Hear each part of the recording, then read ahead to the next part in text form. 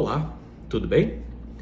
Hoje eu quero conversar com vocês acerca de uma solicitação que eu recebi via direct, lá no meu perfil no Instagram, de uma pessoa pedindo para que eu falasse melhor acerca de uma publicação, de uma reflexão que eu postei lá nas minhas redes, e assim eu costumo fazer diariamente, e sempre dou a liberdade, e se tem a liberdade, das pessoas perguntarem, pedirem para que se faça um comentário melhor, e entendendo que isso que eu teria para comentar acerca do que ela me pediu pode ter pertinência e validade para inúmeras pessoas, então eu resolvi aqui gravar esse vídeo.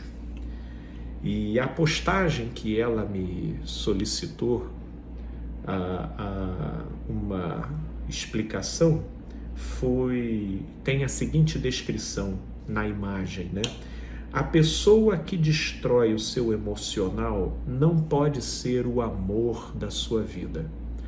E eu coloquei a seguinte legenda: já parou para se perguntar se por acaso você não se casou com a sua própria idealização, ao invés de com o seu parceiro?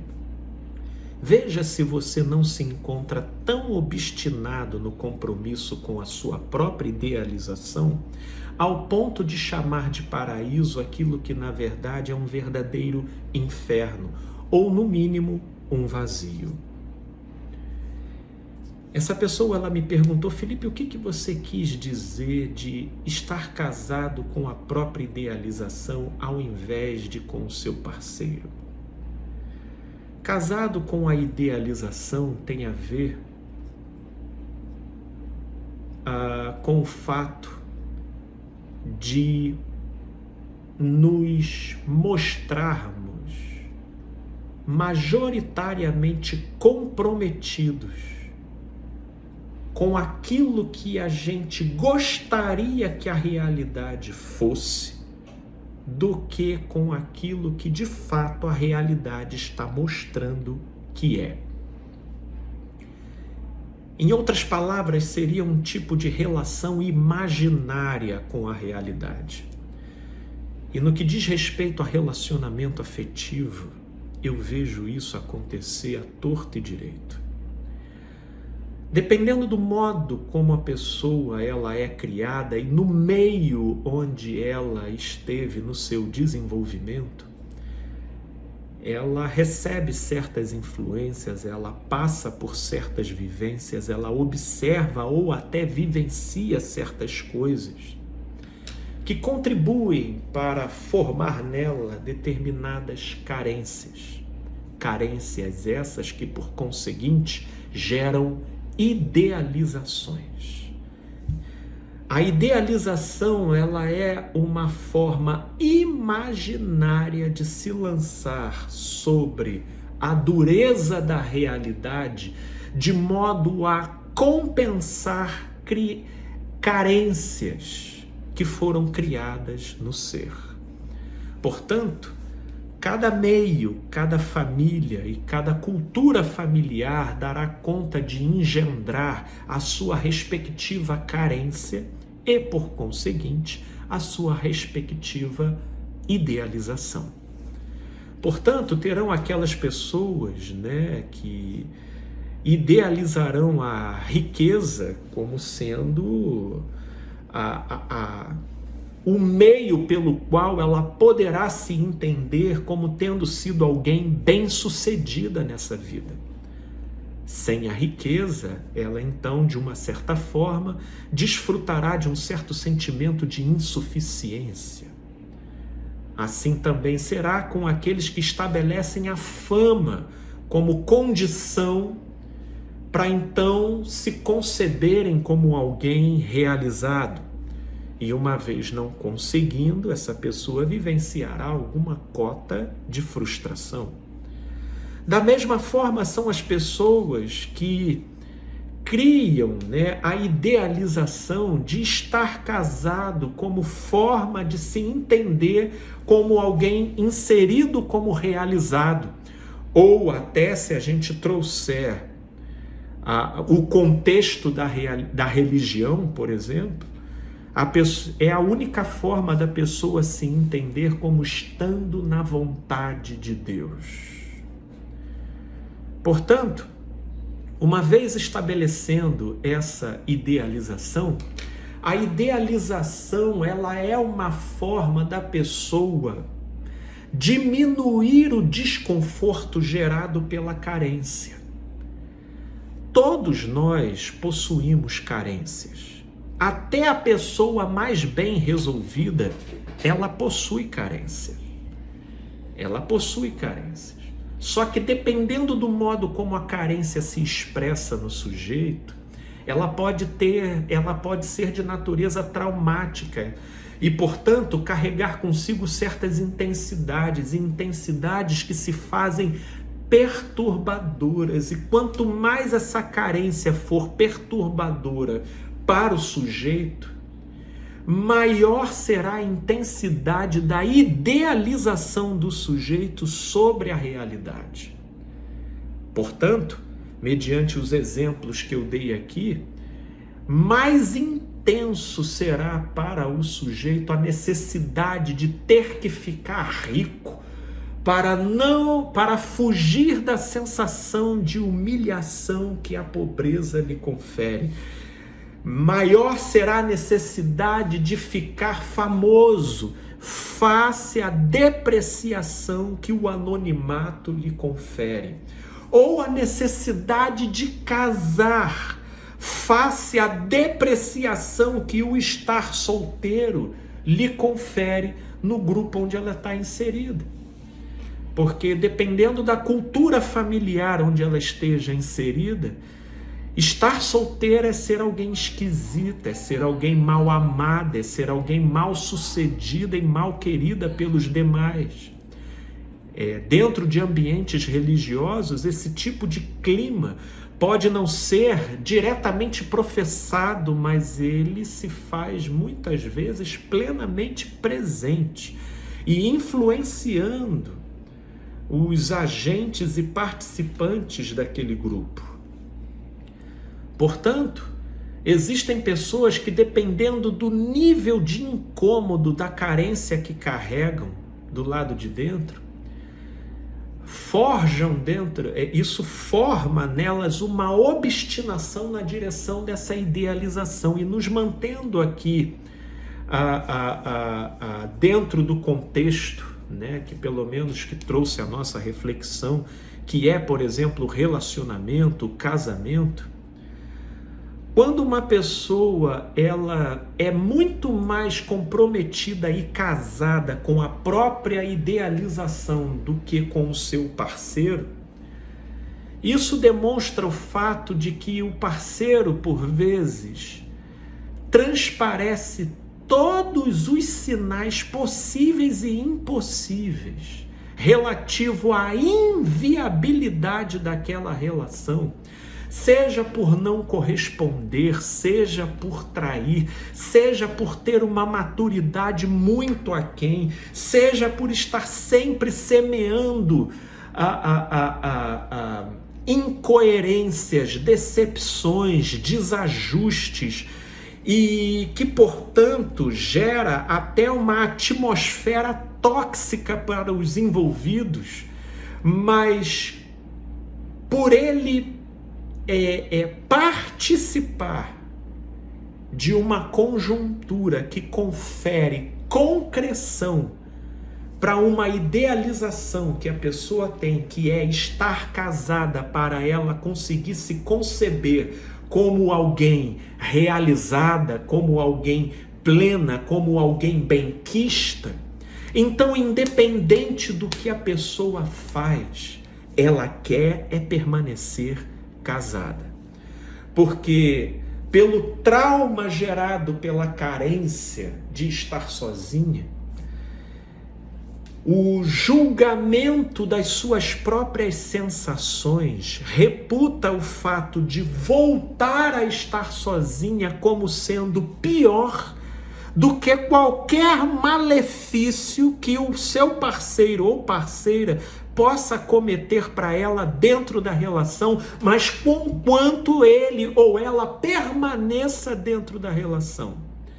Isso para as sensações distorcidas da pessoa, comprometida muito mais com a sua própria idealização do que com o seu parceiro, soa menos pior. Portanto, nesses casos, você vê eu, por exemplo, já lidei com muito desses casos, de você perceber um cenário completamente tóxico para os envolvidos e você ter diante dos envolvidos todas as razões óbvias de que aquilo não aponta para uma direção plausível para a permanência da relação, mas mesmo assim a parte um pouco mais lúcida, ela não consegue se desvencilhar da relação e no fundo ela não entende por quê. Porque na verdade ela não está casada com o parceiro, ela está casada com a própria idealização. Pelo modo como a carência relativa a estar só já lhe ter sido tão traumática porque colocou em xeque a sua própria identidade de ser em função da cultura no qual ela foi criada, seja a cultura familiar, seja a cultura religiosa, que então inconscientemente ela se sente, não que de fato ela seja, mas na distorção dos seus sentimentos, ela se sente menos pior estando com aquela pessoa tóxica do que voltando a estar sozinha. E é aí que mora a distorção e o desalinhamento que encurrala a pessoa num presídio relacional extremamente maléfico. Portanto, a pessoa que está dentro desse circuito disfuncional, ela vai primeiro precisar se conscientizar dessa carência traumatizada no modo como ela foi internalizada, propiciando dentro dela a formação de uma idealização, cuja realização, independente do parceiro que se colocasse ali, iria conferir para ela a libertação daquela carência que durante tanto tempo foi um verdadeiro algoz dentro dela. Ela vai precisar se conscientizar dessa carência e entender que hoje, no patamar de experiência em que ela se encontra, depois de já ter sofrido tanto na mão de um parceiro que não tinha a menor compatibilidade com ela mesma, ela precisa entender que ela está numa outra etapa, num outro momento, e que hoje ela já pode lidar com aquela carência com uma outra mentalidade, de modo a não precisar mais acreditar nas suas próprias sensações que ficaram distorcidas e sempre apontando para o fato de que o pior é estar sozinho, quando na verdade ela está dentro de uma relação que é algo que perfaz muito mais uma possessão do que um relacionamento, um encosto do que um namoro, né? E, portanto, uma vez a realidade nesses termos, ela vai precisar dar um passo de fé na direção da ruptura, para que ela então encontre a cura da sua própria subjetividade na direção do amor próprio. É um esforço, porque a carência traumatizada e que gera esse nível de idealização com o qual a pessoa esteve casada durante tanto tempo é uma realidade assustadora para a pessoa se permitir entrar em contato. Por isso, ela vai perdoando o imperdoável, ela vai tolerando o intolerável, ela vai prosseguindo diante daquilo que a cada dia está matando ela por dentro, porque ela tem medo de voltar a se colocar naquele patamar que outrora lhe provocou tanto sofrimento e forjou dentro dela uma idealização de relacionamento como suposta solução para os seus traumas do passado. Não é esse o caminho. Pelo contrário, esse foi o tipo de caminho que criou na pessoa uma relação imaginária com a realidade e se tirou ela de um inferno da carência do passado, acabou colocando ela em outro tipo de inferno, que é da convivência com um encosto. Portanto, esse passo de fé precisa ser dado para que se rompa esse padrão da infelicidade que foi implantado, porque com a realidade não se pode lidar de maneira imaginária. É preciso concretude, discernimento, observação, para que então as coisas possam ser conduzidas numa direção sensata e saudável. Sensata e saudável. Portanto, observe se você não está dentro de uma relação onde você teme muito mais pela separação do que você consegue observar alguma forma da qualidade da relação entre você e o seu parceiro mudar na direção do bem, de modo que você fica refém das piores loucuras. Mas por mais que isso não faça sentido para você, no final você acaba sentindo muito mais medo de terminar do que de corrigir aquela situação da forma adequada, como tudo em você já comunica que deveria ser o caminho certo, que é o término. Pelo modo como você sofreu, pelo modo como você observa que o outro não está aberto para mudar, não está maduro o suficiente para corresponder, ou tem uma mentalidade enrijecida nas suas próprias certezas e impermeável para qualquer mudança. Um passo de fé precisa ser dado, sobretudo se você perceber que você se casou com a sua própria idealização para, uma vez acompanhado ou acompanhada, seja lá com quem for, você pudesse então fugir das assombrações traumatizantes e dos rótulos depreciativos do passado. Mas hoje isso precisa ser corrigido, porque acredite, é possível ser feliz no relacionamento. Mas para isso, a gente não pode ter uma relação imaginária com a realidade. A gente precisa lidar com a realidade a partir do retorno que ela nos confere. Afinal, como disse Jesus, pelos frutos os conhecereis. Não se colhem uvas de espinheiros e nem figos de abrolhos. Porque toda vez que você for procurar uva e em espinheiro, além de não encontrar uva, você se espeta, porque é um espinheiro. Então, paremos, de plantar batata e exigir que nasça cenoura. Porque se você já depreendeu a natureza da árvore com a qual você está lidando, por que você continua dando murro em ponta de faca?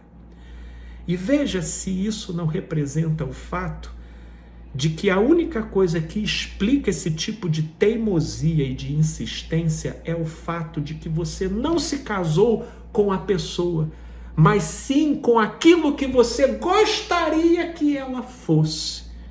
Mas a realidade está demonstrando que não é esse o caso. Pense nisso. Valeu, gente boa, espero poder ter respondido.